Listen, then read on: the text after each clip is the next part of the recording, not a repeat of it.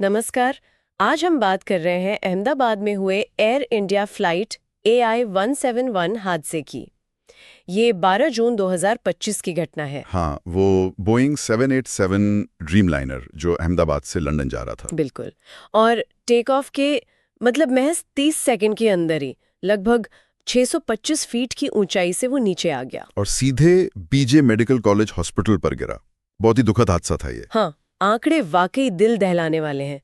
विमान में 241 लोग थे और जमीन पर भी 19 जानें गईं। कुल 260 मौतें। और सिर्फ एक ही व्यक्ति बच पाया, विश्वास कुमार रमेश, एक ब्रिटिश नागरिक। और दुख की बात यह है कि गुजरात के पूर्व मुख्यमंत्री विजय रूपाणी जी भी उस विमान में थे। तो आज हम कोशिश करेंगे कि जो भी जानकारी उपलब्ध है उसके आधार पर समझें कि असल में हुआ क्या था। जांच के जो शुरुआती नतीजे आए हैं उन पर बात करें और वो सवाल जो अभी भी बाकी हैं। बिल्कुल, तो शुरुआत उन अहम 30 सेकंड से करते हैं, टेक ऑफ के फौरन बाद। हाँ, वो 30 सेकंड। आखिर क्या हुआ उस छोटे से वक्त में? देखिए, यहीं पर मामला सबसे ज्यादा पेचीदा लगता है। जो AAIB है, यानी भारत का एयरक्राफ्ट एक्सीडेंट इन्वेस्टिगेशन ब्यूरो, हाँ, उनकी जो शुरुआती रिपोर्ट आई वो बताती है कि टेक ऑफ के सिर्फ, आप सोचिए, सिर्फ 3 सेकंड के अंदर विमान के दोनों इंजनों के फ्यूल स्विच एक साथ कट ऑफ पोजीशन में चले गए। सिर्फ 3 सेकंड में? हाँ। दोनों एक साथ? इसका मतलब क्या हुआ? इसका सीधा मतलब है कि इंजनों को फ्यूल मिलना बंद हो गया, और जब फ्यूल नहीं तो थ्रस्ट खत्म, पावर लॉस। और वो कॉकपिट वॉइस रिकॉर्डिंग वाली बात, उसमें भी तो कुछ अजीब सा। हाँ, वो रिकॉर्डिंग बहुत अहम है। उसमें एक पायलट दूसरे से पूछ रहे हैं, आवाज में थोड़ी हैरानी है, अरे तुमने विमान क्यों बंद कर दिया? और दूसरे पायलट का जवाब आता है, मैंने नहीं किया। ये दिखाता है कि कॉकपिट में उस वक्त कितना कंफ्यूजन था। उन्हें शायद खुद ही नहीं पता चला कि ये कैसे हुआ। क्या स्विच वापस ठीक किए गए? हाँ, उन्हें वापस रन पोजीशन पर किया गया था, लेकिन तब तक विमान सिर्फ 30 सेकंड ही हवा में था, ज्यादा ऊंचाई भी नहीं थी, देर हो चुकी थी। और वो CCTV फुटेज वाली बात जिसमें रैम एयर टरबाइन दिख रहा था? बिल्कुल, रैम एयर टरबाइन वो एक छोटा सा इमरजेंसी पावर जनरेटर होता है। वो तभी चालू होता है जब मेन इंजन पूरी तरह से बंद हो जाते हैं। तो उसका दिखना एक तरह से पक्का सबूत था कि इंजन पावर खत्म हो गई थी। तो ये जो फ्यूल स्विच हैं, क्या इनमें कोई तकनीकी गड़बड़ हो सकती है? जांच इस तरफ इशारा कर रही है। देखिए, यहीं पर जांच और उलझ जाती है। बात यह है कि इन फ्यूल स्विच पर एक सेफ्टी लॉकिंग मैकेनिज्म होता है। Safety lock? मतलब ये कि वो स्विच ऐसे ही गलती से नहीं हिल सकता। उसे जानबूझकर, मतलब इरादे से, पहले अनलॉक करना पड़ता है, फिर घुमाना पड़ता है कट ऑफ की तरफ। ओ, और पायलट तो बहुत अनुभवी थे ना? हाँ बिल्कुल, एक पायलट के पास 15,600 घंटे से ज्यादा का अनुभव था, और दूसरे के पास भी 3,400 घंटे से ज्यादा। ये काफी अनुभवी क्रू था। लेकिन एक और बात सुनने में आई थी, अमेरिका के FAA की कोई पुरानी सलाह थी इस बारे में। हाँ, वो 2018 की बात है। FAA यानी फेडरल एविएशन एडमिनिस्ट्रेशन, उसने बोइंग 787 में इसी स्विच मैकेनिज्म के ढीले होने की संभावना पर एक निरीक्षण की सलाह दी थी। सलाह थी मतलब अनिवार्य नहीं था? नहीं, वो अनिवार्य निर्देश नहीं था, सिर्फ एक एडवाइजरी थी।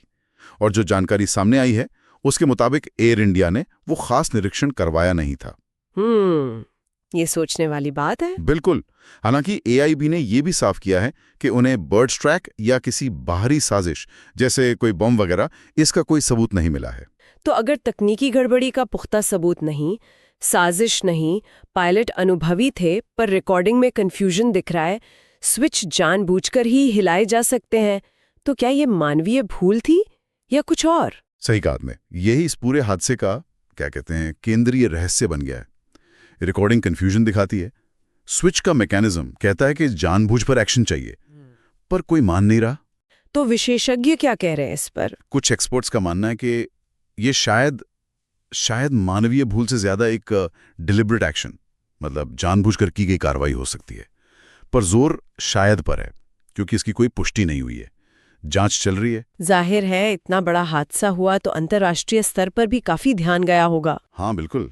बोइंग जो विमान बनाने वाली कंपनी है, GE एविएशन जिन्होंने इंजन बनाए, अमेरिका की FAA और NTSB, ये सब जांच में सहयोग कर रहे हैं। और ब्रिटेन सरकार ने भी चिंता जताई होगी, क्योंकि काफी ब्रिटिश नागरिक थे। हाँ बिल्कुल, ब्रिटेन सरकार ने गहरी चिंता जताई और मदद की पेशकश भी की। और भारत में सरकार और एयर इंडिया का क्या रुख रहा? भारत सरकार की तरफ से नागरिक उड्डयन मंत्री किंजरापुर राम मोहन नायडू जी, उन्होंने खुद स्थिति का जायजा लिया और पूरी निष्पक्ष जांच का भरोसा दिलाया। और एयर इंडिया? एयर इंडिया का कहना है कि वो जांच में पूरा सहयोग कर रहे हैं, लेकिन उन्होंने घटना पर कोई खास टिप्पणी करने से परहेज किया है। यह हादसा पिछले 10 सालों में भारत का सबसे भयानक विमान हादसा माना जा रहा है।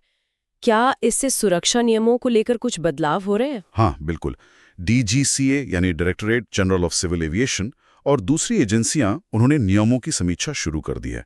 पायलट्स ट्रेनिंग, SMS प्रोटोकॉल जो होते हैं, SMS मतलब? Safety management system. हाँ, बिल्कुल। ये सुरक्षा जोखिमों को पहचानने और कम करने का एक पूरा सिस्टम होता है, और खास तौर पर इन स्विच के सेफ्टी डिजाइन पर भी दोबारा गौर किया जा रहा है। AAIB ने भी कुछ अहम सुझाव दिए हैं। अच्छा, क्या सुझाव है वो? मुख्य तौर पर 3 बातें हैं। एक, कि पायलटों की जो ट्रेनिंग होती है उसमें इमरजेंसी में इन स्विच को कैसे हैंडल करना है, इसका अभ्यास शामिल किया जाए। ठीक है। दूसरा, बोइंग 787 में ये जो स्विच लॉक का डिजाइन है, इसको शायद और बेहतर बनाने पर विचार हो। और तीसरा, कि FAA की जैसी वो सलाह थी 2018 वाली, इस तरह के सेफ्टी बुलेटिन को आगे चलकर अनिवार्य निरीक्षण बनाया जाए। ये तो जरूरी लगता है। तो आगे क्या लगता है, इस हादसे के बाद एविएशन सेक्टर में क्या बड़े बदलाव आ सकते हैं? देखिए, उम्मीद तो यही है कि सेफ्टी प्रोटोकॉल और सख्त होंगे, निगरानी में और पारदर्शिता आएगी। ये तो हुए फायदे। और चुनौतियां? चुनौतियां भी हैं। यात्रियों का भरोसा वापस जीतना एक बड़ी चुनौती होगी। बोइंग और GE जैसी कंपनियों पर डिजाइन बदलने का दबाव बढ़ेगा, और हो सकता है कुछ वक्त के लिए यात्रियों की संख्या पर भी असर पड़े। तो मतलब कुल मिलाकर स्थिति ये है कि हमारे पास अनुभवी पायलट हैं, एक आधुनिक विमान है और महज 30 सेकंड का वक्त, और नतीजा इतना भयावह है।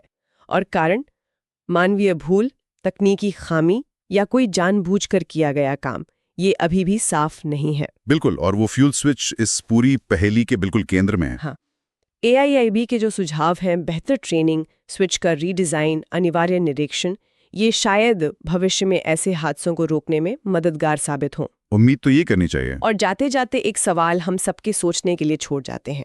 जब इतने अनुभवी पायलट और इतनी मॉडर्न टेक्नोलॉजी के होते हुए भी इतने कम समय में हुई इस भीषण दुर्घटना का साफ कारण पता ना चल पा रहा हो, तो एविएशन सेफ्टी में पूरा भरोसा कैसे बनाए रखा जा सकता है?